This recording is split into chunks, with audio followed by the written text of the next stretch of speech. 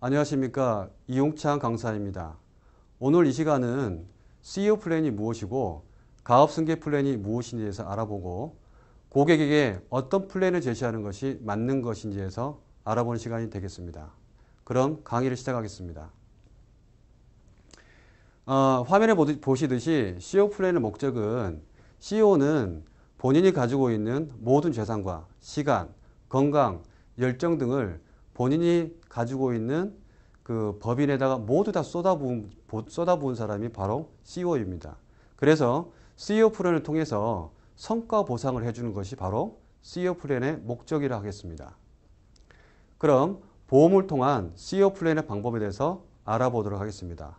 먼저 화면에 보시듯이 정관수정을 먼저 합니다. 정관수정을 먼저 하는 이유는 합법적으로 CEO에게 은퇴자금을 마련해 주기 위해서 하는 것입니다. 그리고 처음에 계약 시점에서는 계약자는 법인으로, 피보험자는 CEO, 그리고 수익자는 법인 형태로 계약을 처음에는 합니다. 그리고 회계 처리는 장기성 예금으로 회계 처리를 하는 것이죠.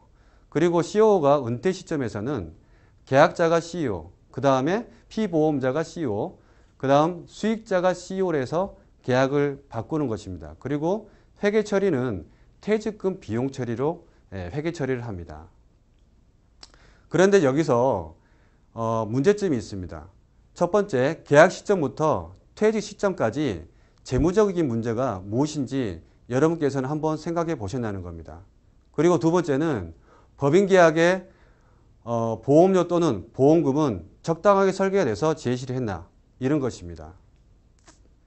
CEO 플랜과 가업승계 플랜의 차이점을 말씀드리면 CEO 플랜의 문제점은 첫 번째, 정확한 CEO의 재정적 상황과 재무적 문제 파악이 힘들다는 것입니다. 두 번째, 재무적 상황과 재무적 문제 해결에 맞는 보험 종류를 알지 못한다는 것입니다. 세 번째, 재무적 상황과 재무적 문제 해결에 맞는 보험금 또는 보험료를 알지 못한다는 것이죠. 그리고 마지막으로 CEO 및 상속인의 현재 또는 미래의 재무적 위험 해지를 하기가 어렵다는 것입니다. 반면 가업승계 플랜 같은 경우에는 첫 번째, 정확한 CEO의 재무적 사항과 재무적 문제 파악이 가능하다는 것이고, 두 번째, 재무적 사항과 재무적 문제에 맞는 맞춤형 보험 종류 파악이 가능하다는 것입니다. 그리고 세 번째, 재무적 사항과 재무적 문제 해결에 맞는 보험금 또는 보험료 파악이 가능하다는 것입니다. 마지막으로 CEO 및 상속인의 현재 또는 미래의 재무적 위험 해지가 가능하다는 것입니다. 예를 들어서 가업승계 플랜을 통한 위험 해지 방법에 대해서 좀 알아보도록 하겠습니다. 예시를 두면 첫 번째, CEO의 나이는 53세이며 두 번째, 주식은 100% CEO가 보유하고 있습니다. 그리고 세 번째, 법인 자산 현황을 보면 자산이 20억, 부채가 10억, 그래서 자산에서 부채를 빼게 되면 순자산 10억이 되겠죠. 그 다음 네 번째는 법인 순이익은 2012년부터 2014년도까지 매년 4억의 순이익을 냈다고 가정을 합니다. 그리고 다섯 번째, 총 주식 발행 수는 2012년부터 2015년도까지 매년 2만 주를 발행했다고 봅니다. 그리고 여섯 번째는 개인의 소유 자산을 보게 되면 기준 시가로 10억의 아파트를 CEO가 가지고 있습니다. 그리고 이 CEO는 10년 동안 아이스크림 공장을 계속해서 운영을 했다라고 가정을 했을 때 이 CEO가 예를 들어서 지금 현재인 2015년도 현재 CEO가 사망을 한다고 그러면 상속 재산은 법인 자산의 현황이 있는 순자산 10억과 그 다음에 개인 소유 자산의 현황을 보시게 되면 기준시가 10억인 아파트까지 해서 총 20억이 상속 재산일 것인지는 한번 보겠습니다. 먼저 제가 앞서서 계산해 왔는데 상속 재산 가액은 먼저 아파트가 아까 기준시가로 10억이라고 그랬죠, 제가. 그리고 안타깝게도 비상장 법인의 가치를 보면 10억이 아닌 29억입니다. 그래서 결과적으로 보면 상속 재산은 39억이 되겠죠. 10억 플러스 29억 하니까. 그러면 왜 법인의 가치는 순자산 10억이 아니고 29억이 되는지에 대해서 알아보겠습니다. 먼저 비상장법인의 평가 방법은 원칙은 시가평가가 원칙이 되겠습니다. 이 시가평가는 상속 개시일 또는 증여 개시일 현재 시가에 의해서 평가하는 방법이 시가평가인 것입니다. 그리고 두 번째는 인정시가라는 게 있는데 이 인정시가는 평가 기준일 전후 6개월 또는 증여 시에는 전후 3개월 이내에 기간 중 매매, 감정, 수용, 경매 또는 공매가가 있는 경우에는 첫 번째, 제3자와의 거래가액, 두 번째, 2인 이상의 감정평가법인이 평가한 감정가액의 평균액, 세 번째, 수용, 경매 또는 공매 사실이 있는 경우에는 그 보상, 경매, 공매가액 중 세 개 중 하나를 선택해서 인정시가로 인정을 하게 됩니다. 세 번째, 보충적 평가가 있는데 이는 시가 또는 인정시가 평가가 어려운 경우에 적용을 하는데 여기서 문제는 무엇이냐면 이 CEO가 사망하면 경영난이 있을 수가 있는데 이 비상장 법인을 인수할 수 있는 사람이 있냐는 것입니다. 즉 시가 및 인정시가 평가는 불가능하다는 것입니다. 그리고 결국에는 보충적 평가만이 존재한다는 것입니다. 그러면 비상장 법인의 보충적 평가 방법에 대해서 알아보겠습니다. 비상장 주식의 보충적 평가 방법은 평가액은 한 주당 순손익가치 곱하기 3 더하기 한 주당 순자산가치 곱하기 2 이 나온 값에서 나누기 5를 해줍니다. 그런데 여기서 한 주당 순손익가치는 한 주당 최근 3년간의 순손익액의 가중평균액 나누기 10%를 하게 되어 있습니다. 그러면 한 주당 최근 3년간 순손익액의 가중평균액은 1년 전 사업연도의 한 주당 순손익액 곱하기 3 더하기 2년 전 사업연도의 한 주당 순손익액 곱하기 2 더하기 3년 전 사업연도의 한 주당 순손익액 곱하기 1 해서 나온 값에서 나누기 6을 하게 되어 있습니다. 그러면 여기서 한 주당 순손익액은 법인세법상 각 사업연도 소득 플러스 마이너스 상증법상 일정한 금액 나누기 각 사업연도 종료일 현재 발행 주식 총수를 나누게 되겠죠. 그리고 한 주당 순자산가치는 당해 법인의 순자산가액 나누기 평균 평가 기준일 현재 발행 주식 총수를 나누게 되면 한 주당 순자산가치가 나오게 됩니다. 그리고 순자산가액은 장부상 순자산, 즉 자산에서 부채를 뺀 값이 바로 순자산가액이 되겠죠.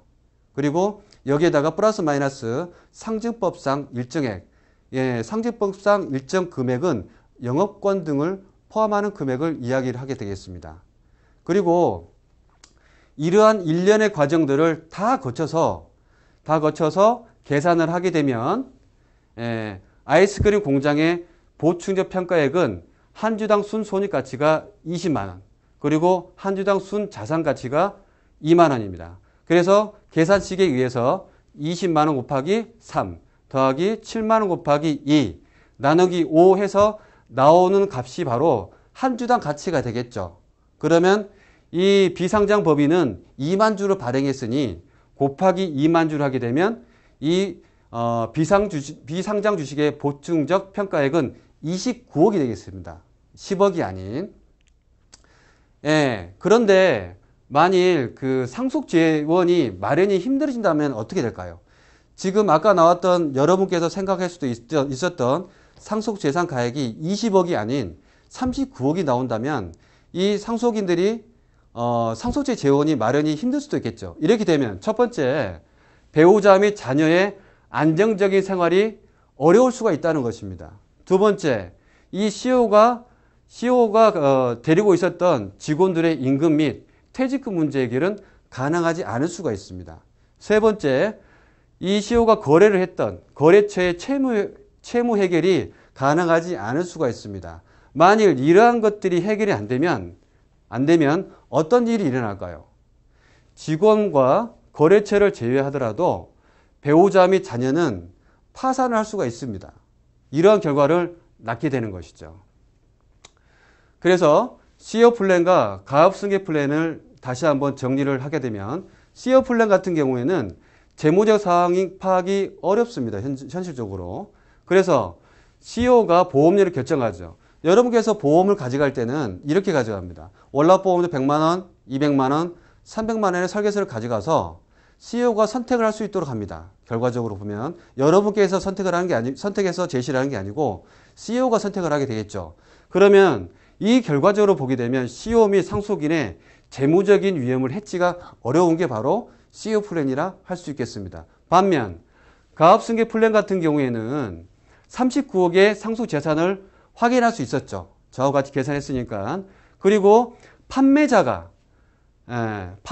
상품을 선택하고 그 다음에 보험금 및 보험료를 결정을 하게 되겠습니다. 이런 결과로 CEO 및 상속인의 재무적인 위험을 해지가 가능하다는 것입니다. 그러면 판매자의 신뢰도는 CEO 플랜이 높을까요? 가압승계 플랜이 높을까요? 당연히 가압승계 플랜이 신뢰도가 높을 거라고 하는 것은 자명한 사실입니다. 그러면 가압승계 플랜으로 할 수 있는 것들을 알아보도록 하겠습니다. CEO와 은퇴 시점과 가압승계 시점을 정한 후에 첫 번째, 은퇴 전에 상속인과 회사를 위한 보장성 보험, 즉 계약 형태는 계약자는 법인, 피보험자는 CEO로 이렇게 가져가서 보험을 제시를 할 수 있겠죠. 두 번째, CEO가 은퇴 이후에 생활을 위한 연금보험을 제시할 수 있겠죠. 계약 형태는 처음에는 계약자가 법인, 피보험자가 CEO 형태로 계약을 제시를 할 수가 있겠습니다. 그리고 세 번째는 가압승계를 받을 자녀의 보장성 및 저축성 보험을 제시를 할 수 있겠죠. 이 화면에는 없지만 만일 이 CEO가 자녀에게 사업체를 승계하고자 하는 그런 의도가 있다 그러면 그 승계 시점에 이 보험을 통해서 회사 가치를 대폭 하락시켜서 가압승계를 아주 수월하게 자녀에게 넘길 수 있는 방법 또한 이 가압승계 플랜으로 할 수 있다는 것입니다. 그러면 여러분께서는 어떤 방법으로 컨설팅 하실 것입니까? CEO 플랜이 맞습니까? 아니면 가압승계 플랜이 맞습니까? 여러분의 선택을 기다리겠습니다.